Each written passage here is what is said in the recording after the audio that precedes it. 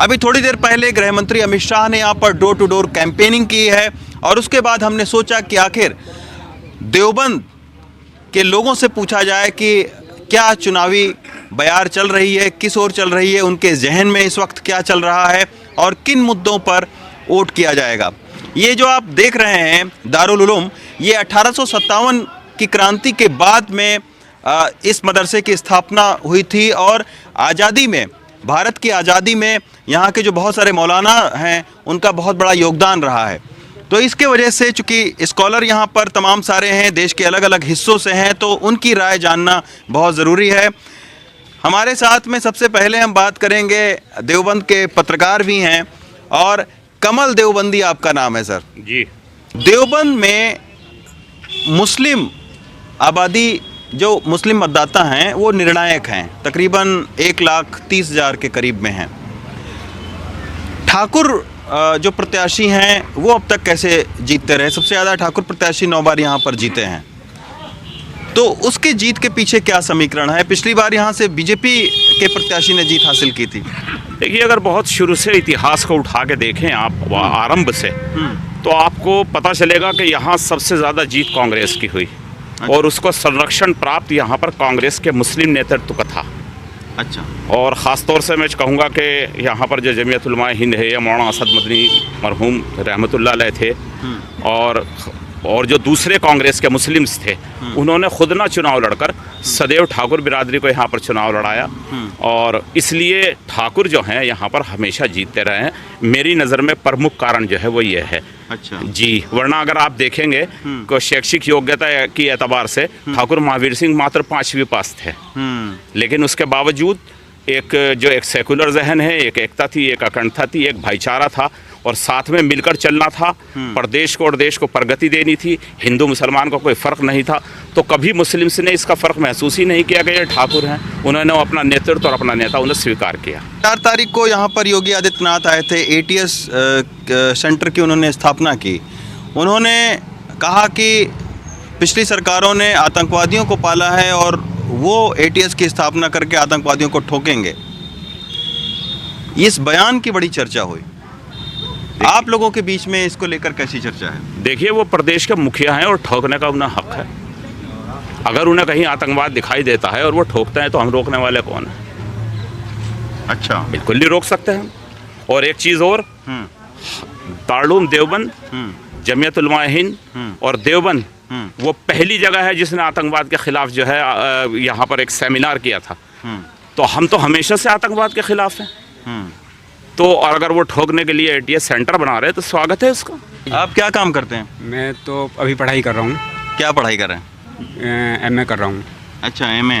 मेरा कहने का मतलब यह है कि प्रगति तो असल वो है कि अगर तालीम को देखा जाए और साथ में तमाम तबके को देखा जाए तो वो प्रगति है। पूरे हिंदुस्तान के मुसलमानों का कहना यह है कि मुसलमानों को एजुकेशन चाहिए, मुझे मुसलमानों को तालीम चाहिए और मुसलमानों को तमाम रोज़गार चाहिए।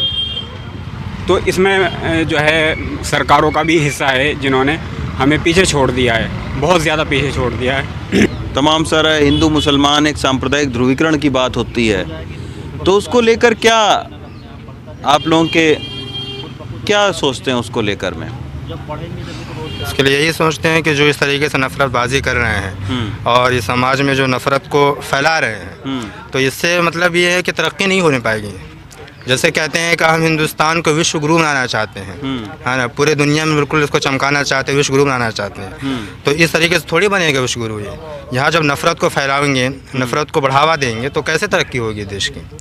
तब तो ये विश्व गुरु इस एतबार से बनेगा कि यहाँ पर नफ़रत ज़्यादा फैल रहा है। हाँ, आपस में ये लड़ाने और फिराने के काम कर रहे हैं। फिर भी आप बताइए, आप अनुभवी आदमी हैं। भाई, मेरा तो मानना ये है कि इत्तेफाक और इत्तेहाद होना चाहिए, हिंदू हो या मुस्लिम हो। बिल्कुल एकदम प्यार मोहब्बत होनी चाहिए। लेकिन इन लोगों ने तो ऐसा जहर घोल दिया कि एक दूसरे को देख को हजम नहीं होता। और कुछ और लोगों से भी हम बात करवाएंगे देवबंद के दूसरी जगह पर चल के। देवबंद में सामाजिक ताना बाना कैसा है? क्योंकि देवबंद का जब भी नाम लोग सुनते हैं तो थोड़ा सा खौफ में आ जाते हैं बाहर। देखिए, देवबंद इस मामले में थोड़ा बदनाम जरूर है। हाँ। लेकिन देवबंद का माहौल, देवबंद का हिंदू मुस्लिम बहुत प्यार से, बहुत सम्मान से, बहुत अच्छे से रहते हैं। कभी यहाँ कोई झगड़े की, लड़ाई की, दंगे की कभी स्थिति नहीं बनी। अच्छा, आप तो जाट हैं, क्या देवबंद इस तरीके का है जैसा दिखाया जाता है? नहीं, ऐसा तो नहीं है। यहाँ तो सभी मिलजुल कर रहते हैं और हमारे तो देवबंद के तो नाम सुनने का थोड़ा मतलब ये महसूस होता है भाई पता नहीं हिंदू मुस्लिम कितना बड़ा वो है यहाँ पर, लेकिन ऐसा कुछ नहीं है। और देहात में तो बिल्कुल है ही नहीं है। अच्छा, बिल्कुल बिल्कुल देहात में तो बहुत अच्छा भाईचारा है। इलेक्शन में ये देवबंद में ही आ जा, देहात में वो अभी नहीं आती है। अच्छा। हाँ। लेकिन इलेक्शन टाइम पर ही देवबंद के लोगों को याद भी आती है, खासतौर पर नेताओं को जो है। हाँ, ये सही है। दारुल उलूम के अब हम सदर गेट पर मौजूद हैं। यहाँ पर तमाम सारे लोग हैं, कुछ और लोगों से बात करते हैं। आप क्या काम करते हैं? मैं देवबंद में एक इंग्लिश का इंस्टीट्यूट है, होवर्ड के नाम से वो चलाते हैं। और सर, सबसे पहली बात ये है, ये सारे मुद्दे तो अपनी जगह पर हैं, लेकिन जो एक खौफ का माहौल पैदा किया गया है पिछले 5 सालों के अंदर विशेष वर्ग को लेकर, सबसे बड़ा मुद्दा वो है। कोई भी पॉलिटिकल पार्टी हो हमारे मुद्दों पर नहीं बोलती है। आप देख लीजिएगा। आपके कौन कौन से मुद्दे? हाँ, हमारे मुद्दे सबसे पहले हम अपनी हिफाजत चाहते हैं। जिस तरीके से मुसलमानों का डर का माहौल बना दिया जाता है, धर्म संसद होती है हरिद्वार के अंदर, उसके अंदर खुलेआम पर मुसलमानों को मारने की धमकियाँ दी जाती है। किस तरह की ज़बान उसके अंदर इस्तेमाल की जाती है। अगर कोई मुसलमान इस तरह की ज़बान इस्तेमाल करे तो उसके ऊपर कौन कौन सी धारा लगेगी आप समझ सकते हैं। और मुसलमानों के खिलाफ किस तरीके से कार्रवाई होती आ रही है। आज गृह मंत्री आपके देवबंद में आए हुए हैं, क्या पिछले 5 साल में उनको देवबंद याद नहीं आया? आज उनकी इतनी बुरी हालत हो गई है कि वो पर्चे बांटने पर मजबूर हैं।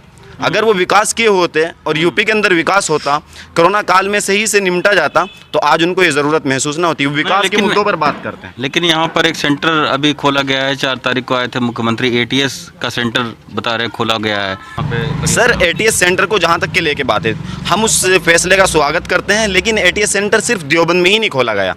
ATS सेंटर उसके अलावा 22 जगहों पर और खोला गया है पूरी यूपी के अंदर, लेकिन सिर्फ देवबंद को ही एक चर्चा हो रही है मीडिया में लेकर के। देख लीजिएगा, यह बीजेपी की पार्टी सिर्फ देवबंद को हाईलाइट करके हिंदू वोट हासिल करना चाहती है। आप देवबंद में से कोई भी एक ऐसा व्यक्ति मुझे दिखा दीजिएगा जिसने विरोध किया हो ATS सेंटर का। और ATS सेंटर है कहाँ? सिर्फ अभी तक कागजों में है। आप कायम कीजिए, हम स्वागत करते हैं। देवबंद के अंदर ना कोई ऐसी गलत गतिविधि होती है और ना देवबंद के लोग बिल्कुल इस तरह के लोग हैं कि वो ATS सेंटर से घबराएंगे। आप 50 ATS सेंटर बनाइएगा। मसला ATS सेंटर नहीं, मसला हॉस्पिटल है। कोरोना की सेकंड लहर में आपने देखा होगा किस तरीके से लोगों के पास बेड तक नहीं थे, किस तरीके से शमशान घाट में लकड़ियां तक के मैसर नहीं हुई। तो पब्लिक भूली नहीं है, पब्लिक उखाड़ फेंकने का काम करेगी और 10 मार्च को आप नतीजा देखेंगे। तो ये आपने सुना देवबंद के लोगों की आवाज़। समस्याएं तमाम सारी हैं।